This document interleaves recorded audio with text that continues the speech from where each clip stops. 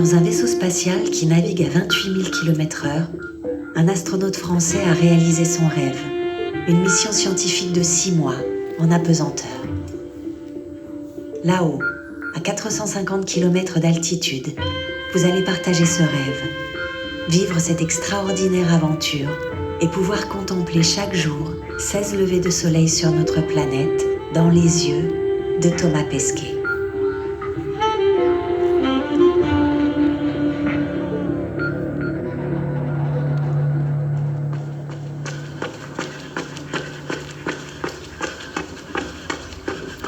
On a eu un coup de fil, Jean-Monsieur Pesquet, c'est les ressources humaines de l'Agence spatiale européenne.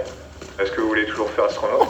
Là j'ai pensé peut-être faire une blague et dire bah non c'est trop tard maintenant, vous avez mis tellement de temps à appeler, évidemment je l'ai pas fait. Et donc j'ai dit oui bien sûr, puis ensuite tout est allé très très vite parce qu'il a fallu se préparer et depuis on a pas arrêté de courir. Johnson Space Center à Houston, Texas, là où bat le cœur de la NASA. Après 7 ans de préparation intensive, c'est ici, dans la plus grande piscine du monde, que Thomas réalise un entraînement capital pour sa prochaine mission. La sortie extravéhiculaire, la marche dans le vide spatial.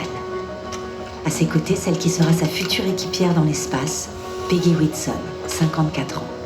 La plus expérimentée des astronautes américains. On est une bonne équipe, on marche bien tous les deux. Elle a beaucoup d'expérience, elle a déjà fait 6 sorties extravéhiculaires. Elle m'a dit que j'allais adorer, c'était certain. Elle a hâte d'y retourner. Ce serait un peu un rêve dans le rêve pour moi quand même.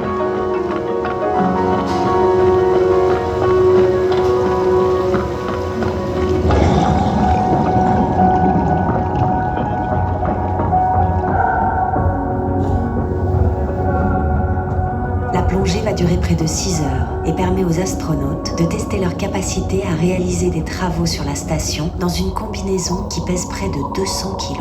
On s'entraîne à faire face à toutes les situations qui peuvent arriver. Il y a un timing qui est très précis, on a 6 heures de sortie avec des réserves d'oxygène qui couvrent ce temps-là. Il faut qu'on ait tout fini dans le temps imparti. C'est planifié à la moindre minute près. Et ça, c'est la salle de contrôle qui fait un peu le chef d'orchestre. Nous, on essaie d'aller aussi vite que possible.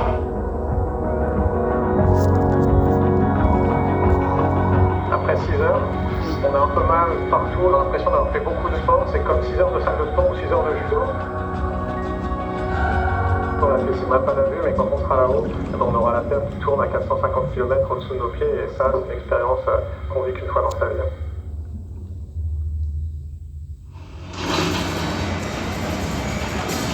14 novembre 2016, Baïkonour, Kazakhstan. 6h40 du matin, il fait moins 12 degrés. La fusée Soyouz sort d'un immense hangar. Ses 300 tonnes d'acier sont tractées lentement par une puissante locomotive qui s'enfonce dans la nuit encore noire pour gagner le pas de tir Gagarine. C'est d'ici que Thomas s'envolera pour l'espace avec ses équipiers, l'américaine Peggy Whitson et le russe Oleg Novitsky. Le jour du décollage, ça va être un moment très très fort.